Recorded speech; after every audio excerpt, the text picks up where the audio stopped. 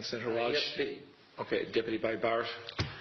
Ambassador, I will say frankly, I'm one of the people who thinks you should be expelled from this country, and I believe that that's nothing to do with you personally.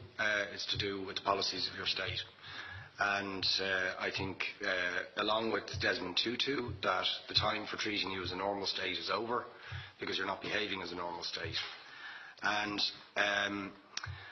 I just want to ask you questions, really, in relation to that contention. And I would just say, for the record, it certainly isn't motivated by anti-Semitism in my case. I mean, for example, when disgraceful attempts were being made to downplay the horrors of the Holocaust by people like David Irving, I brought a Jewish Auschwitz survivor to this city to organise meetings and get her on national television to remind the Irish people about the horrors of the Holocaust. And I would do so again if anybody tried to downplay the horrors of what were done to the Jewish people. But it is precisely because I'm opposed to racism that I oppose what your state is doing and what it stands for. So I just want to ask you a few questions in relation to that. And I should also say, by the way, I lived for a year on Moshav Neot Hakikar in the Dead Sea in 1987, 2 weeks before the first Intifada broke out. That leads me to my first question. You have tried to cover over what you have done, the killings of innocent people in Gaza on 3 separate occasions over recent years, the seizure of Palestinian land and so on, by attacking Hamas.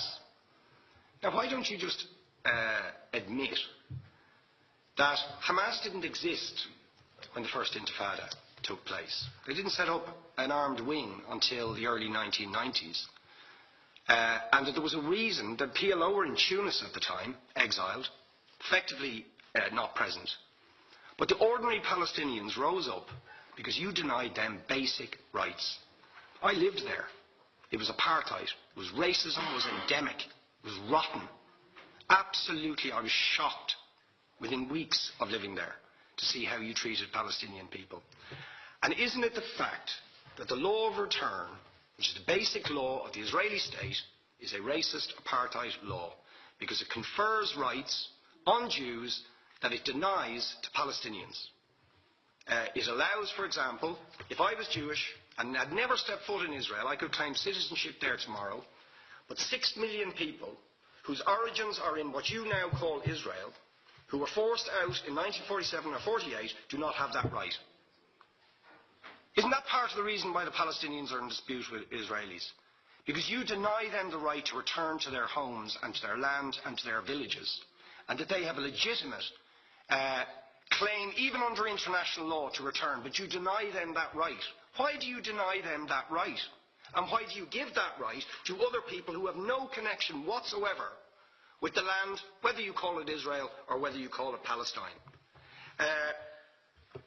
Why do you continue to seize land, if you're serious about Oslo and the two-state solution? Why do you continue to seize land, which under that agreement is land designated to be Palestinian land? 500,000 people, most of which has taken place since Oslo. You allow that to happen. Why do you allow it to happen if you're serious about giving this land to the Palestinians? It's absolutely extraordinary. And it just, are you not just taking us, Ambassador, for idiots? That you can say with a straight face, we're serious about peace, but while we're serious about peace, we're going to seize Palestinian land. And you expect the Palestinians to just sit back and do nothing about that. And the world to accept that that is an acceptable way to behave. And you asked earlier on, could we have some constructive solutions? Now you know what the Palestinian people have been asking for. Far less even than some people would ask for. Because I believe the whole apartheid system should be dismantled. But what they've asked for is to lift the siege of Gaza. Just to lift the siege of Gaza. Let them have an airport. Let them have ports. Let them not be dictated to by a government for whom they do not vote as to what can go in and out of their territories, whether they will have power, whether they will have clean water, whether they will have medicine.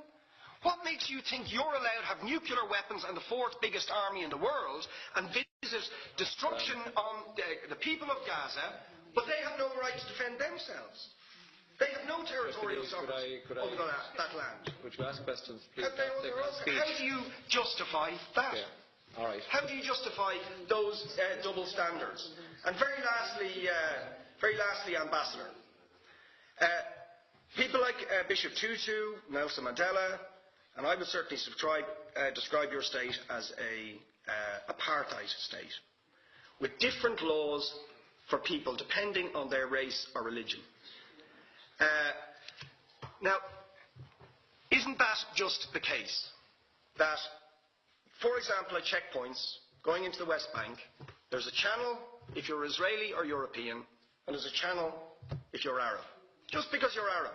If you came into Dáil Éireann and they stopped you and said, "Are you Jewish?" "Oh no, sorry, you can't come in through the same entrance as Irish people or European people because you're Jewish," you would call that racism and apartheid. But yet, you practice that. You practice that with your checkpoints and your military barriers and your apartheid wall. How can you justify that? All right, thank you.